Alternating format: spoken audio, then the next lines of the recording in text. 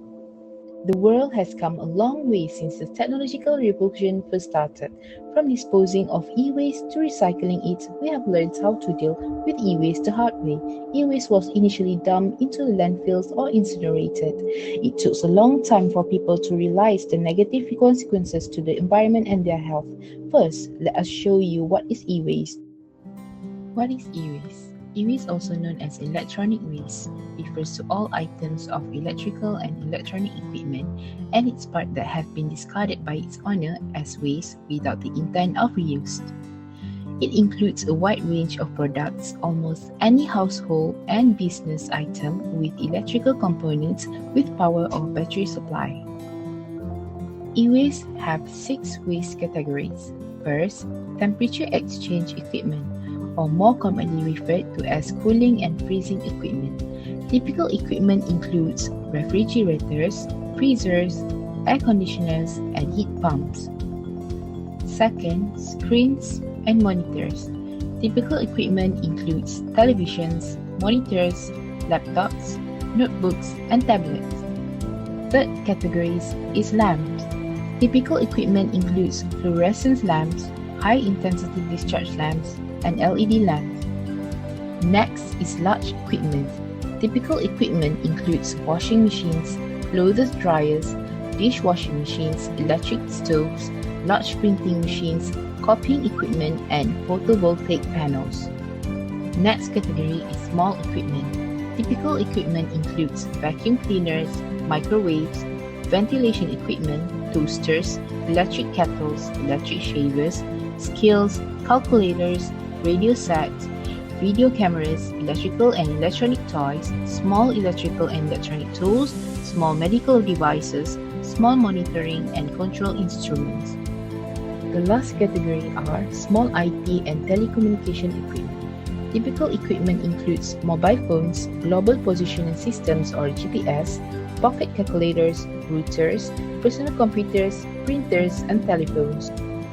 Each product of the 6 e-waste categories has a different lifetime profile, which means that each category has different waste quantities, economic values, as well as potential environmental health impacts if recycled inappropriately. Consequently, the collection and logistical processes and recycling technology differ for each category, in the same way as the consumer's attitudes when disposing of the electrical and electronic equipment also vary. Waste is a growing problem in many developing countries, including Asian countries. One of the major contributors of the increasing waste generation is the fast-growing electrical and electronic waste known as e-waste. A study by the Economics Intelligence Unit found that many developed nations have shifted the manufacturing of electronic technology to the East and Southeast Asia because of the lower cost of labor. It transformed Asia into a significant electronic manufacturing location and the largest supplier of electronic products in the world, with 67% of total global production. Table 1 shows the e-waste generation in Asia, with China as the leading country, followed by Japan and other countries. The first Asian country is China, as it is second biggest waste electronic and electric equipment generator in the world. Studies stated that e-waste in this country can be discarded with 3 ways, which are normal municipal solid waste, be sold at the second-hand market, or be left unused at home. Sources comes from 3 sources, which are household, institutional sources, as well as equipment manufacturers. Due to the rapid urbanization in China, total amount of e-waste generated had increased from 32.99 million units in 2001 to 229.66 million units in 2012. Market demand for electronic equipment is always expanding in developing countries, meanwhile there was a decrease in e-product sale in developed countries. The second Asian country is Japan, which also has a high amount of e-waste generation in Asia. Research shows only information on the management and solution, with less information on the statistical data. One of the most frequently mentioned e-waste management is the appliance recycling system that was introduced in 2001. It introduced a proper disposal of e-waste and a more effective use of resources. The third Asian country is Malaysia, with data compared from 2 studies by Su and Suja. Classification of e-waste in Malaysia was based on the guideline published by Department of Environment in 2008. From the table of quantity of e-waste generated, you can see that the increasing e-waste issue in Malaysia was resulted from the rapid rate of technological development in electronic devices and due to the increasing demand of the users itself. Furthermore, the low level of public awareness in Malaysia has contributed to the overflow of e-waste produced in this country. In conclusion, the most common sources of e-waste in Asian countries are mainly from industrial, households, and institutional sources, while the main factor to the e-waste generation problems are economic development, consumption behaviors, as well as culture and public awareness. It is important to study the e-waste system behavior, such as government legislation and the efficiency of e-waste recycling processes in these countries to identify the driving factors of the e-waste issues. E-waste particularly affected to those people who are living in exposed areas, pregnant women, and also workers which came in direct contact with the e-waste. The toxic components of e-waste include mercury, lead, cadmium, polybrominated flame retardants, barium, and lithium. These toxins induce negative health effects on humans, such as damaging the brain, heart, liver, kidney, and the skeletal system. Furthermore, it has also been studied to affect the nervous and reproductive system, leading to diseases and birth defects. In Vietnam, the level of PCBs and BFRs resulting from e-waste recycling site was high, according to study done by Tu et al. In 2013. PCB, or polychlorinated biphenyls, and flame retardants, BFR, is able to generate harmful components, such as PCDFs, PBDFs, and PCDDs or PBDDs.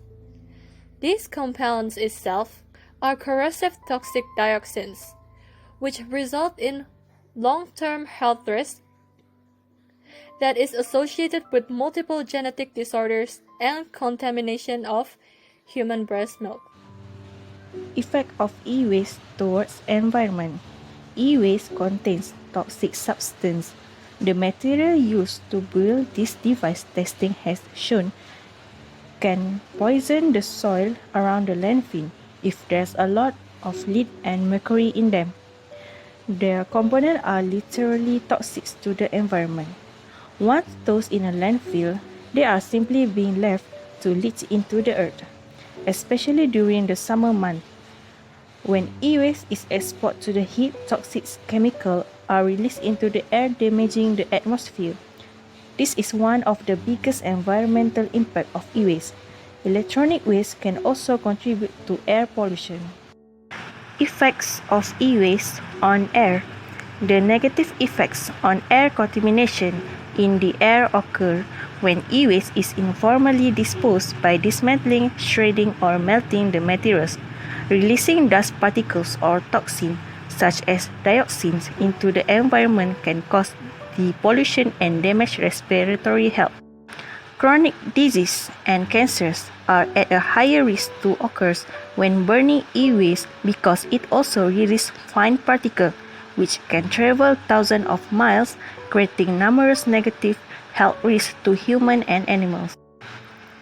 The air pollution caused by e-waste impacts some animal species more than others, which may be endangering the species and the biodiversity of certain regions that are chronically polluted.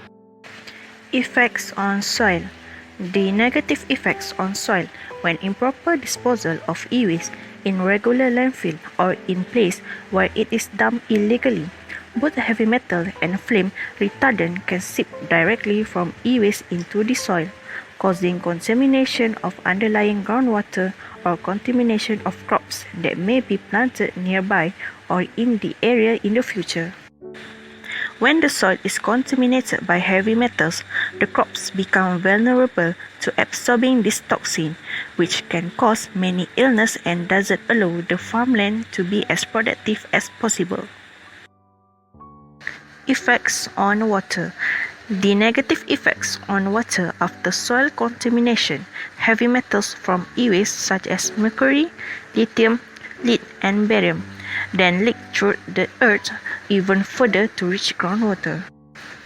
When these heavy metals reach groundwater, they eventually make their way into ponds, streams, rivers and lakes. How to solve the problem to e-waste? What a good question! To answer the question, we can start by recycling.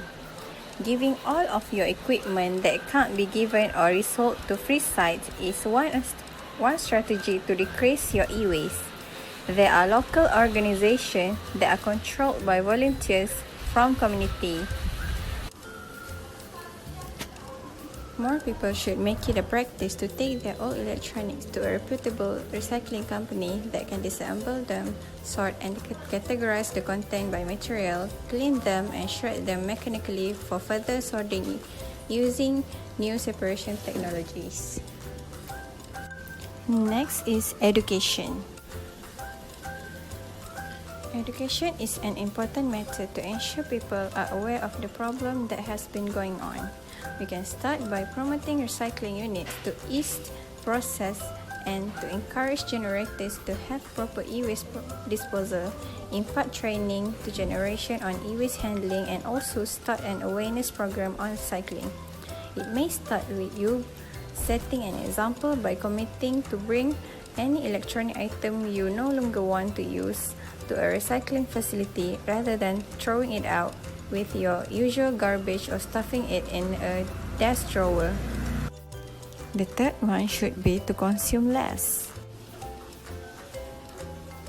Reduce is the most crucial of the 3R, as in reduce, reuse, and recycle.